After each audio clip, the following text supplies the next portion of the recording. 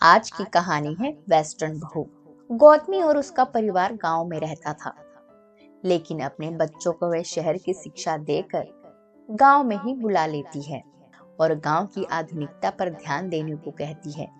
दरअसल गौतमी धौलापुर गांव की एक महिला मुखिया थी, जो गांव को अकेले संभाल रही थी। ऐसे में गांव की मुखिया होने के नाते उसके बड़े ठाठ थे।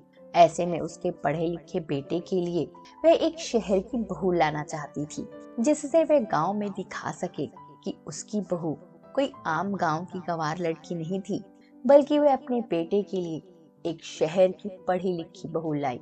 और यह सोचकर वह अपने बेटे सुशील की शादी शहर में रह रही अपनी एक सहेली की बेटी कोमल से करा देती तो है, लेकिन अब उसे इसकी भारी कीमत चुकानी पड़ती है। कोमल दिखने में तो काफी सुंदर थी, इसलिए उसके गांव में आने से गौतमी जो एक मुखिया के रूप में उसकी खूब प्रशंसा होने लगी। कुछ समय तो सब अच्छा लगा। कोमल शहर से पहली बार गांव आई थी, जिस वजह से वह गांव के लोग और खेत खलिहान देख बहुत खुश हुई। लेकिन फिर उफ मम्मी जी, ये क्या है? कुएं का पानी कोई पीता है क्या? और ये घर, इस घर में तो मेरा दम घुटने लगा है। और यहाँ के लोग कितने गंदे और बदबूदार रहते हैं। पर बेटी, हम सभी तो इस कुएं का पानी ही पीते हैं। क्या किसी को तुमने बीमार होते देखा? और जो दुर्गंध तुम कह रही हो, वो तो यह पवित्र माना जाता है। गांव में तो हमारा घर ही पक्का है, बाकी के घरों में तो लोगों ने देखा नहीं क्या तुमने, इसी गोबर से ही लीपा पोती की हुई है। लेकिन कुछ दिन रहना ठीक था। मुझे अगर पता होता कि जिंदगी भर यहाँ रहना है, तो मैं कभी आपके बेटे सुशील से शादी ही ना करती।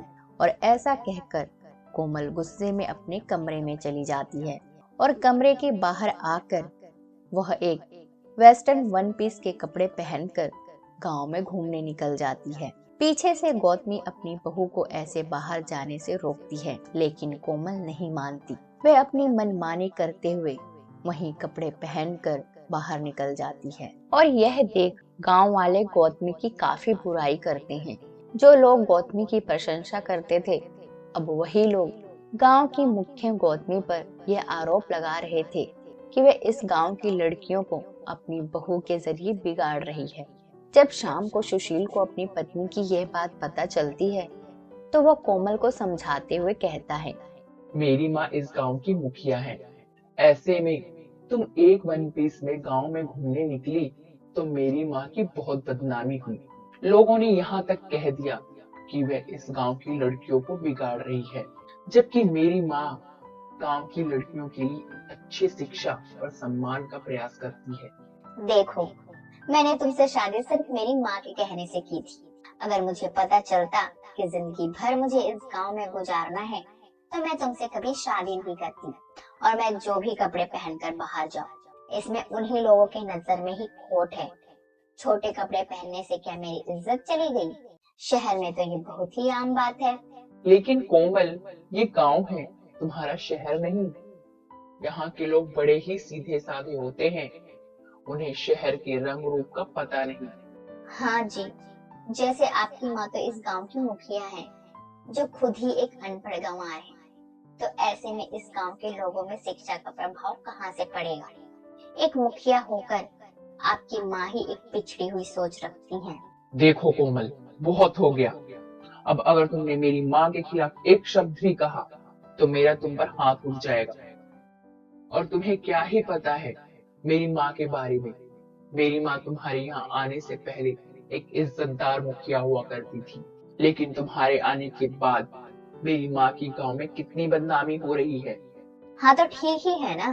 किसने कहा था कि शहर से एक पढ़ी लिखी लड़की को उठाकर गांव में ले आने के लिए?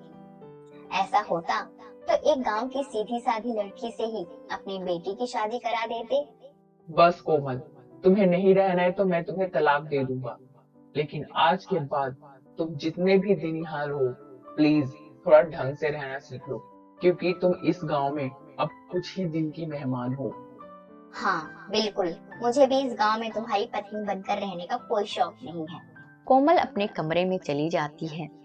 कुछ दिन में सुशील कोमल को तलाक दे देता है, लेकिन फिर भी कोमल को गांव में ही रहना पड़ता है, क्योंकि कोमल के माँ पिताजी दरअसल विदेश गए हुए थे। ऐसे में सुशील गांव के किसान की बेटी लतिका से ज्यादा घुलने मिलने लगता है। यह देखकर अचानक कोमल को जलन महसूस होती है, लेकिन वह भूल चुकी थी कि सुशील अब उसका पति नहीं था, वह उसे तलाक दे चुका था।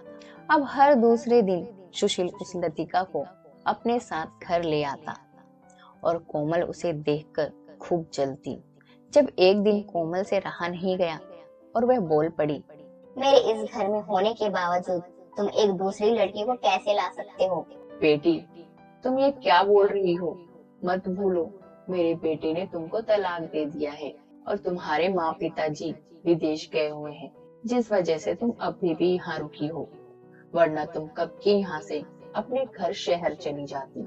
गौतमी की हर बात सुन कोमल चुप हो जाती है, लेकिन कोमल को सुशील से प्यार हो जाता है, जिस वजह से सुशील को दूसरी लड़की के साथ देख उसे जलन महसूस हो रही थी।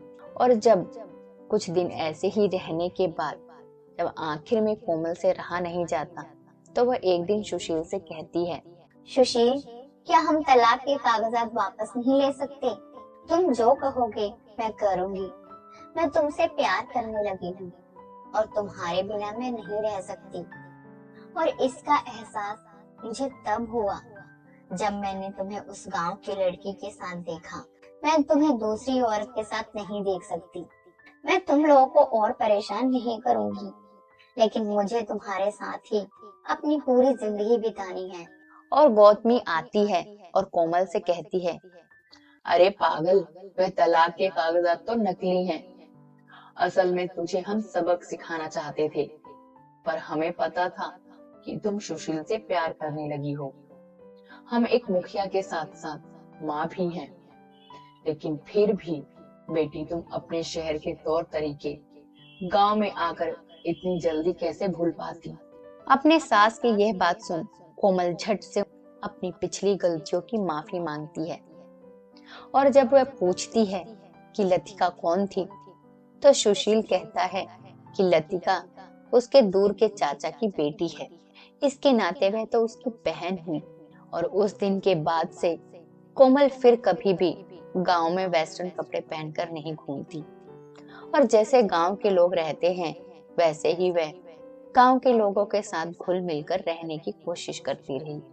गौतमी की शहरी बहू का यह सुधार देख देख गांव के लोगों ने एक बार फिर गांव की मुखिया के रूप में गौतमी का चुनाव किया। पर अब तो गौतमी के साथ गौतमी की बहू कोमल भी गांव की उन्नति और शिक्षा में उसका पूरा साथ दे रही थी।